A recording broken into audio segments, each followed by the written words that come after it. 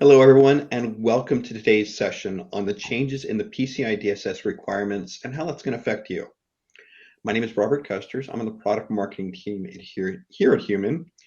And some housekeeping before I introduce our guest today. All participants will be in listen-only mode during the session, but if you do have questions, feel free to click on the questions tab, and that'll allow you to do a type in a Q&A, and we will try to get to every question we can during the session. We're going to try to limit it to 30 minutes total so that you guys can get back to what you need to do in your day-to-day. Also, we have some attachments. You can click on the information, the attachments link to learn more about myself or Troy, or see what we can provide for PCI DSS. For this presentation, we'll be diving into the pending changes in the payment card industry data security standard version 4.0. That's what PCI DSS stands for. These changes will affect everyone who has a payment page or application that accepts credit or debit cards. So joining me today is Troy Leach. Help us understand these requirement changes and the impact. Troy is the Chief Strategy Officer of the Cloud Security Alliance. In his previous role, Troy was responsible for developing the industry security requirements and validation practices, most notably helping establish the PCI Security Standards Council. He served as the PCI SSC first chair of the technical working group while representing American Express, and eventually moved into a full-time role as the PCI Council for 15 years, serving primarily as their Chief Technology Officer and Chief Standards Architect. He launched many of the initial PCI programs, such as the training and testing for qualified security assessors and the approved scanning vendors program. Thank you for joining me today, Troy. Yeah, thanks for having me, Robert. Hello, everybody. So we're going to jump right into it. Robert did a nice introduction for myself. So it's been about 2 decades doing work with the PCI Council and PCI standards, overseeing those and all the many standards, including PCI DSS during that time. But really, we're not here to talk about my past, but really the future of the PCI DSS standard.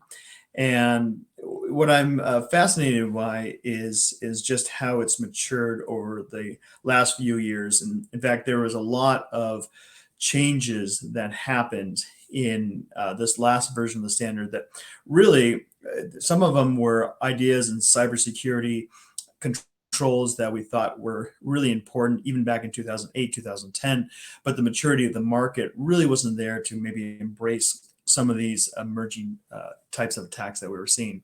So PCI Council has a wealth of information. They have a resource hub that can go in and look at all the different types of issues and training and different requirements. But one thing that they've been very good about for the last 3 or 4 years is giving a lot of foreshadowing of when these requirements are going to go into effect. So we're now in a very crucial part of that timeline, which is the planning and preparation for the retirement of version 3.2.1, which goes sunsets in first quarter of next year. And at that point, version 4.0 becomes the de facto standard for what you have to assess if you are storing, processing payment card information. Now, one of the things that all PCI DSS standards have done over time is if there are new requirements that might be a little different, they're going to require more attention, they're going to possibly require more budget or planning and different resources. There's always been this sunrise somewhere between 6 to 18 months or more to prepare an organization to accommodate these PCI requirements. And that's no different in this version of the standard. In fact, there's probably more new requirements than in many versions prior. So we have dozens and dozens, I think over 60 new requirements. More than 24 of those are actually going to be future dated to March of 2025 because they are more significant. Now, of those dozens of different requirements, I've identified what I believe are really my top 10 of ones that if you're an organization, if you're responsible for GRC or oversight of the PCI controls in your environment and the payment acceptance practice, here are my top 10. The first is 3.3.2, encryption of sensitive authentication data is stored before authorization is complete. Previously, SAD could be stored unencrypted prior to authorization. That as encryption mechanisms have evolved over time, now it's required even prior to that authorization. 541 is the additional process for detecting and preventing your personnel from being attacked by phishing attacks. This is something that you're seeing with AI, all the deep fakes, the ability to manipulate data, the exposure. In fact, my wife was she was a target of an attack, and she almost was susceptible just a few days ago. So this is with all of these new modern ways, and there's got Worm GPT and all these ways of attacking and using legitimate credentials to spoof people in phishing emails. We're going to see much more complicated BEC types of attacks. So the 643 is one we're going to talk about today. This is requiring management of all payment page scripts loaded and executed in the consumer's browser. We'll talk about why that's important. Also, 836 password lengths now have to be a minimum of 12 characters. Prior, it was 8 with some other conditions. There are now alternatives to using passwords. If anyone has ever heard me lecture and stand and keynote on the PCI Council stage, you know that I was an advocate for having other forms of authentication beyond password. So this is a move in that direction. But if you are still using passwords, the character length has extended. 11.3.1.2, which is internal vulnerability scans, must be performed by authenticated scanning. So this was already a requirement, but now it has to have independent authentication. The integrity of that scanning has to be verified. So that's I consider it a significant change. We have one that I'm passionate about, working for the Cloud Security Alliance.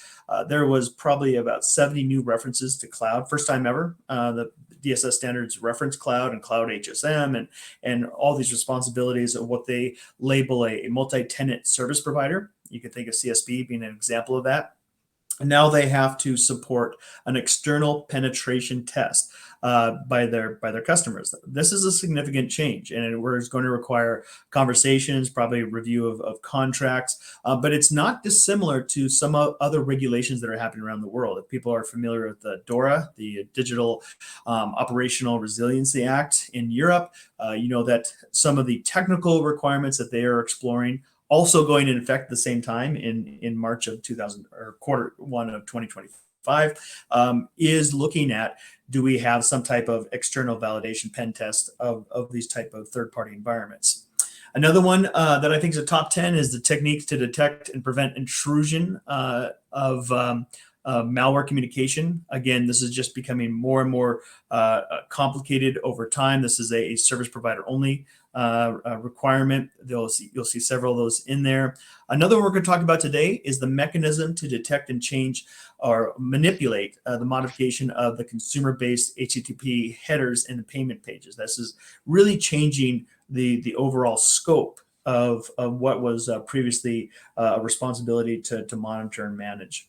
And then we have 12.5.2.1, document and confirm PCI scope every 6 months. This is by service providers only, but now rather than doing an annual assessment, there is a higher frequency. And lastly, in my top 10 is in-scope environments this is again service provider requirements. In-scope environments need to be validated every 12 months. And with the significant changes to the environment, this is like now an internal scoping. I'm sorry, this is an internal scoping type of change that is associated with previously. It's interesting how scoping has really evolved. If we look at the first version that we released and we were involved in, the scope was almost seen as kind of that third-party relationship, the conversation between an acquirer, the payment brands, and the entity that's being assessed. Now there is this looked at beyond what the QSA is doing, looking at the scope internally and verifying that the payment data environment is as expected. So those are my top 10 in a very quick drink from the fire hose view. Let's now get into the ones that we're here to talk about, which is 643, the requirement to manage all payment page scripts loaded and executed in a customer's browser. And also 11.6.1. This is the mechanisms to detect changes and unauthorized modification of a consumer HTTP header and the payment pages themselves. And why this is important, if we think back, the quote to Willie Sutton, although he denies the attribution, when he was asked as a bank robber, Willie, why do you rob banks? He said, well, that's where the money is. And that's really where we are today with e-commerce in general. We see a lot more availability to access information within our consumer devices. So previously we had these HTTP get and post commands, and you would submit something off, and it was only the receipt as it crossed IP nodes, and you receive that information. Today, that's not the case. Now we have agents in all of these devices and the browsers that are actually collecting the information as we type it. So the ability, whether it's for malicious purposes or good intentions, there is so much ability to scrape this information and collect payment data. Even if you never submit the form, it still can be collected. And we start to see even these AI agents that are becoming very sophisticated of understanding when and how what looks like payment data information and being able to collect it. So we have to have a mechanism, and this is what PCI Council, something that I've probably harped in the last 5 or 4 of the last 5 community meetings, is looking at the e-skimming attacks that we were seeing, especially in the UK, as they migrated to all the fraud was migrating to e-commerce and continued to grow, and you start to see these iframe type risks to these embedded payment pages. We had to find ways to address that, especially because globally, you see publicly Visa and MasterCard saying that they are no longer going to accept magstripe data. Well, what that means is that over the next few years, not only just in Europe and in predominant markets that already have ICC, the chip card readers, you're going to see just a significant climb in these type of attacks, not only from the phishing that we talked about before, but also because these other mechanisms for criminals to glean payment data is just not going to be as readily available. So what do we do with this? Well, Verizon data breach and investigations report that came out earlier this summer, 2023, they continue to see a rise in these Magecart attacks. Magecart kind of got the label back in 2016, 2017, when they first started gleaming and attacking these websites, these big merchants. It would be bigmerchant.com, and they would have hundreds of potential code embedded from different third parties or from different sources themselves. And in there, you would see these small manipulations of just a few lines of code that could actually change and inject some malicious code in there. So you see from Verizon, 70% of all payment card data breaches were originating from some form of web application attack.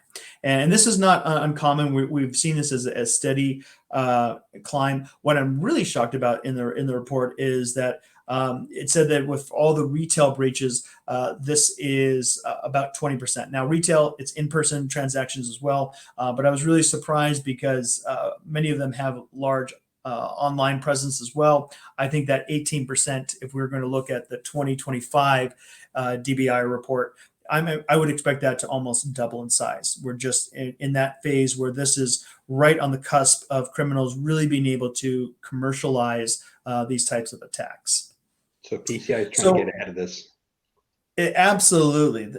Thank you, Robert. Yeah. And so looking ahead, and that's why these requirements are sunrise, because we see the threat. We know that it's there. We've seen it actually be successful. And I don't want to run any merchant's name through the mud, but it's very significant merchants with a lot of cybersecurity capital and resources that they've put into it. The risk they have is that third parties upon third parties, so these fourth parties and the consumer browser themselves, is really a difficult environment to be able to manage and oversee. So we have this complex environment. As you see on this page, this is one of the customers of Human. You see that just this wide hundreds of connection points where different types of dynamic code is being loaded for different functions, whether it's chats or advertisements or just calls and different SaaS services that are being drawn upon. So you have this really hard environment first to inventory, which is another PCI requirement already, and you start to see regulatory issues all over the world around SBOM, software bill of materials. It's really a complex problem. And that's why I like, especially with requirement 6 that we're talking about, there's so many different ways to do it. And what I like is humans doing it right. They're taking a very complex issue. They're addressing it in a very dynamic way, but making it simple for merchants to apply. So with that, I'm going to turn it over to Robert you can share a little bit about the magic of what humans doing. Well, thanks for the background information, Troy. I really appreciate that. As we've seen, attacks come from multiple sources. This is just one idea of an attack threat landscape you could potentially see. I was reading one of the tech journals and a little comic recently where it was scripts all the way down. So you can see here we're seeing hundreds of scripts on just one page. And each script may call another action or another script. So do you really know who you're talking to when you're deploying scripts all over? And that's where the blind side comes in. So we see here from a recent survey, a lot of companies, in fact, almost every company is running third-party scripts. When we're saying third-party, it's something you purchased or an open source library. It may not be something you manage internally.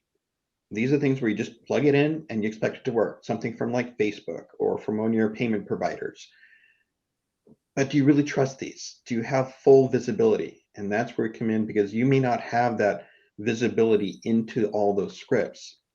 So we want to provide you that visibility.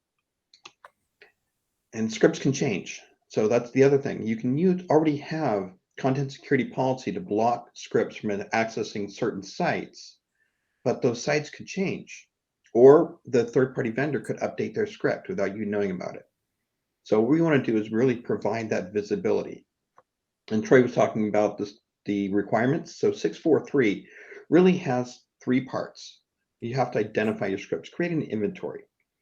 Once you understand what you have out there, we suggest that you understand what that script's actually doing. And then now you understand what it is, what it's doing, then you can make some decisions. Do you really want that script on your payment page? If you do, who's going to authorize it? Is it a marketing function, a sales function? Is it just a general security function? All those are important for the scripts running. And then finally, once you understand how to authorize the scripts, you have to monitor those scripts, real time, understand what's going on if there's something changing. Let's dive in that a little bit. So what we'll do at Human, Troy, thank you for the introduction. We're going to now take a little piece of Java snippet, just a little piece of code. It puts the top of any of your payment pages, any page that accepts some type of payment. Once we have that deployed in real time, we're going to create this inventory for you. You can see here, it's an inventory of all the scripts, when we discovered it, when it's last used, and if it's been authorized. We'll get into the authorization process in just a second, and a short description on the justification. Okay, the CMO signed off on this, we need this for tracking, or the security team says we need this to make sure that it's encrypted as expected to be, as Troy mentioned earlier. Now we've created this inventory, we're going to drill down on one script and see, okay, what is that script actually doing?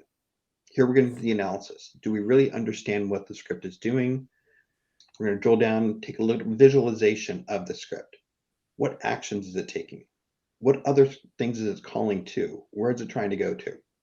And again, you can use content security policy to block some of the script actions of going to another domain. But if you just want to block a specific action of the script without stopping that entire script length, that's where we can help you. Now that we've understood the script, we're going to authorize it or unauthorize it. And again, provide that justification. Now that we've provided the justification, we're going to want to monitor it. So now that we know what scripts are running, we've enabled the scripts to run as we expected, we've blocked unauthorized actions of that script, and we've got the justification. In real time, we're going to monitor these scripts and say, okay, is this doing as expected? Is there a change going on? Is there something here that we don't want to authorize any longer? And that's where we can help you provide those automated alerts. Again, there's a little effort up front, but just like any new regulation, you have to comply pretty quickly so that you're in compliance and your life becomes easier going forward. But it doesn't end there. Again, payment pages are not the only place you use scripts. Scripts are used on almost every single page for social media interactions, for chatbots, for shipping information, for social media, any of those kind of things. So those scripts could also leak data. We want to help you prevent that data from leaking from your customers.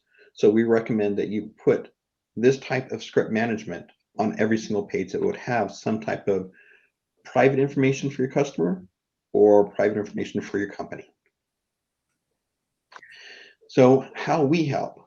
We're going to help you achieve the compliance painlessly, as you showed. Inventory, manage those scripts, authorize and justify. We want to take you beyond just the compliance baseline and really provide that level of understanding, authorization, and compliance. And then we want to make sure that you have the value of the script. Scripts are important. They help you run your business. But we don't want to have those scripts have more access than what you expect. So keep the value of the script, blocking the undesired behavior. So Troy, as a summary, can you give us just an idea of what you expect customers should be looking for when they're deploying the PCI 4 requirements? Yeah, I think it's important to understand its scope. So that always was requirement zero, even in the early days when we weren't referencing scope. So understanding, and I think this is going to be a real shock to, there are organizations that do have a very mature practice out there, but even so, it is so easy in today's world that is predominantly cloud-based, and you have cloud native apps, you have cloud environments where before there would be like a manual check, and now you are easily just doing a checkbox and all of a sudden enabling new controls and new privileges and new services. And so I think doing a regular dynamic inventory of all of your scope in it for 4.0 is going to be something that is going to be an eye opener. And especially as we start talking about the consumer browser and looking more at this edge of what the merchant provides for that e-commerce transaction, there's going to be a lot of discovery. And like you showed on the one of the earlier slides, and just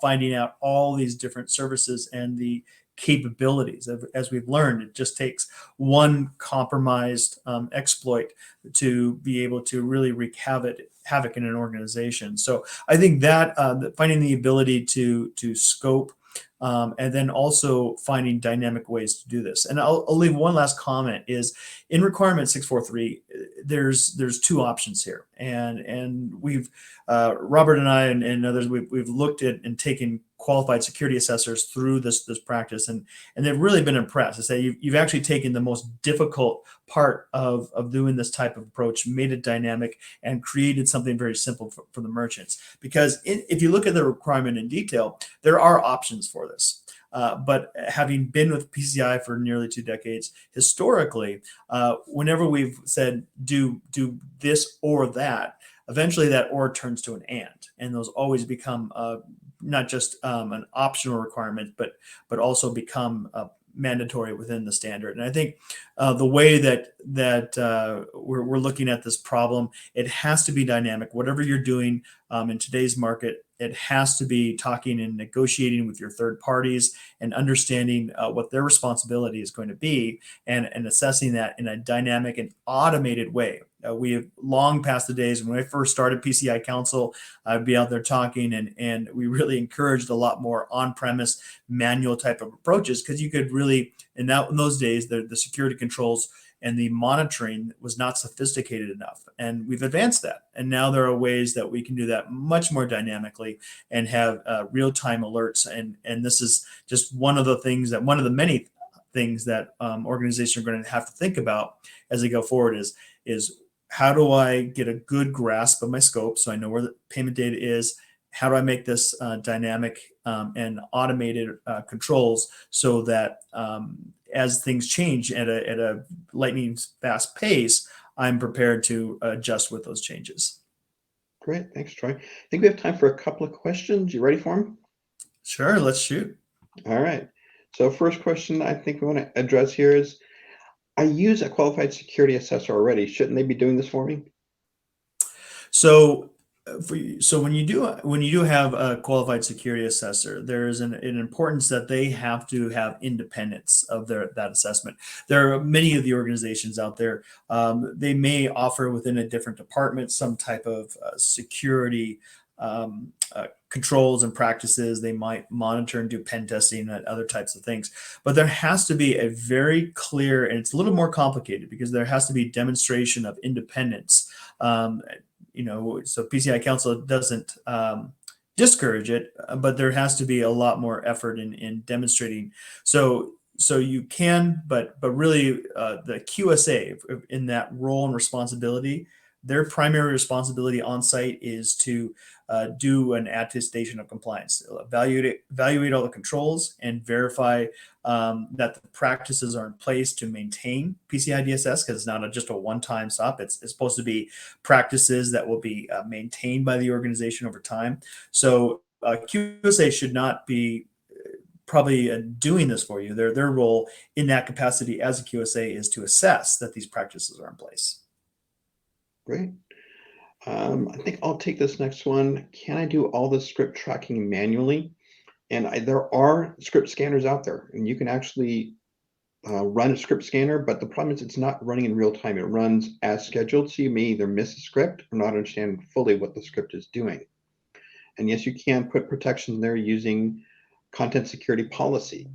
The problem with that, of course, is you're blocking an entire domain, but that domain may change, and especially if you have a threat actor or an attacker out there, they're going to use multiple domains to try to get in. So it's not just one domain from a single IP address anymore. It's multiple IP addresses, multiple domains, all trying to get into your site and find some way to infect or modify the script so that they're going to pull down the information we talked about earlier, that payment information, the PII that's stored on your site.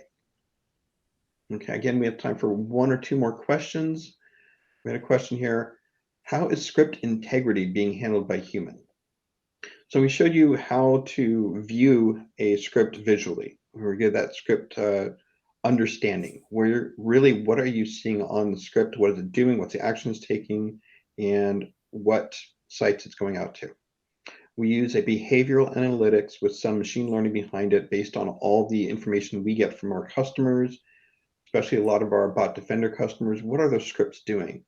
Once we understand that, we can set an alert, say, okay, this script is doing something we don't expect it to be doing.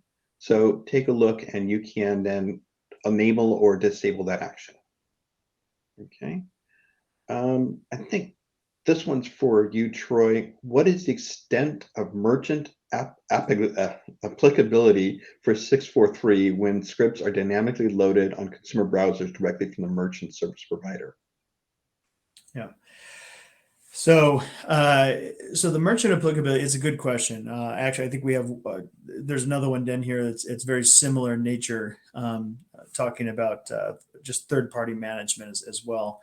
And I think, the merchant applicability is always the entire PCI data security standard. That is the contractual obligation set up if you're going to be accepting and processing payments. All of the requirements are really, at the end of the day, the accountability of the merchant.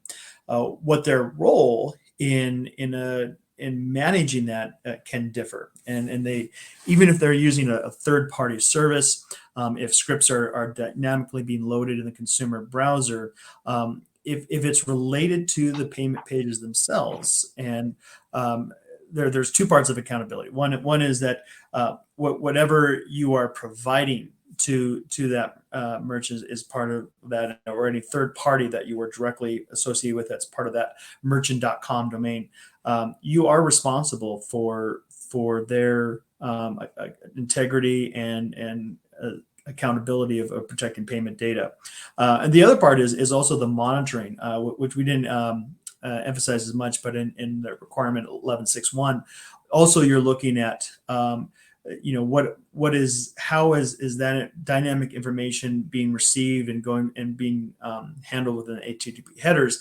That would also is a merchant accountability that they have to be having some practice to oversee and say, okay, this is what I'm expecting to receive, and it does differ. There's an integrity monitoring that's happening there, and they have to be have something in place by 2025 to address that.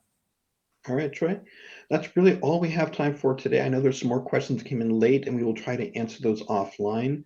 Thank you for joining me today, Troy. I really appreciate the time and the information you provided. The on-demand version of this webinar will be available shortly for everyone to share with your colleagues.